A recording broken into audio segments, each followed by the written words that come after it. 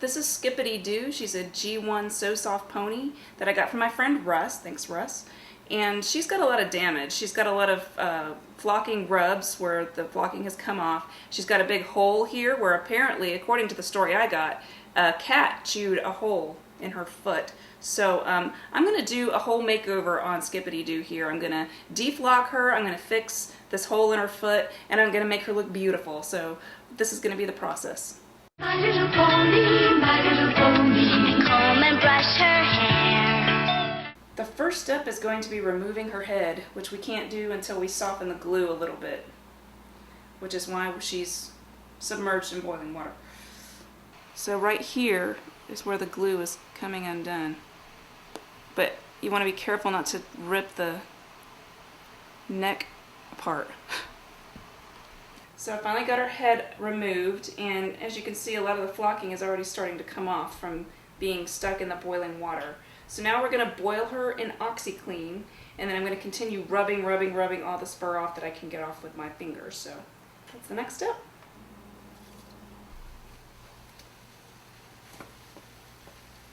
Pony soup. Oh, that's just wrong.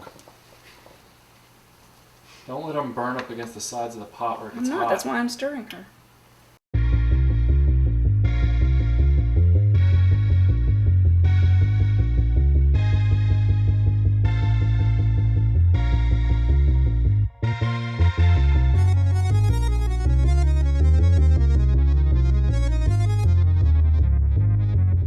So this pony has been through an OxiClean boiling bath, and I rubbed as much of the flocking off as I could. So now I'm going to try to remove some more of the glue and flocking with acetone, making sure I don't touch any of the painted areas. So this is the acetone that we're going to use, and if you use this, be sure that you use gloves and you're in a very well ventilated area. As you can see, I'm outside in our driveway to avoid inhaling any fumes or getting it on my skin.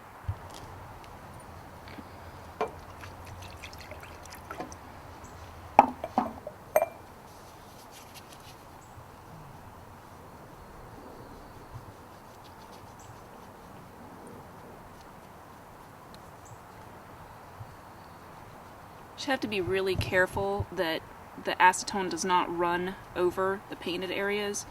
Now some of this, as you can see, it's starting to come off. Some of these painted areas we're going to have to touch up later, but you want to leave as much original paint on there as possible. So the first thing I'd like to point out is you want to wear heavy rubber gloves, not the thin kind that I had before, because very quickly the acetone eats right through them. So we finished the acetone application. I used cotton balls. I found that the smaller ones worked best because it really lets you get into the nooks and crannies pretty well. It's kind of more difficult on the head because you're trying to avoid the blush on the cheeks as well as the eye paint, but a lot of the major stuff right around the hair really did come off, so that was really great. I'm pretty happy with the results so far. The last step is going to be the application of the Jasco, which is this paint and epoxy remover. It's even stronger than the acetone, so please, again, if you're going to use this, be outside in a ventilated area, use heavy gloves, and just generally don't get it on you at all. This is not a project for small children. So anyway, we're going to put this over the painted areas because it won't remove the paint, and we're going to remove the last bit of the flocking, and then we're going to move on to the fun stuff. I dipped this paintbrush directly into the can of Jasco because I don't have anything that it can be in without eating through it. So what you do is you paint the Jasco on the surface. It's a little counterintuitive because it's a paint remover, but it won't remove this paint. So, go figure. As you can see, it's kind of a thick goo.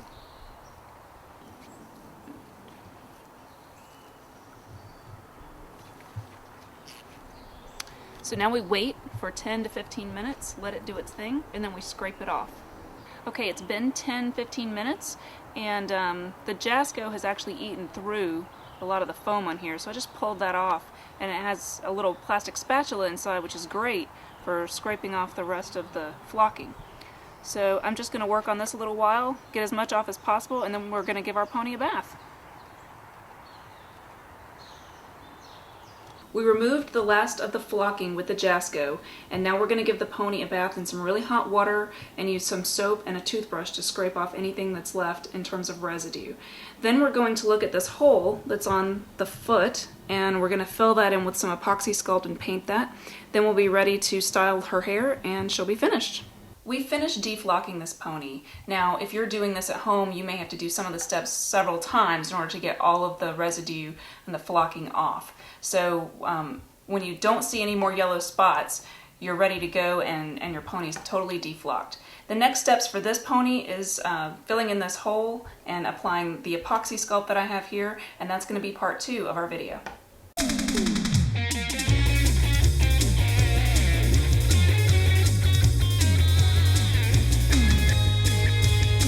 Poor little pony, poor little pony.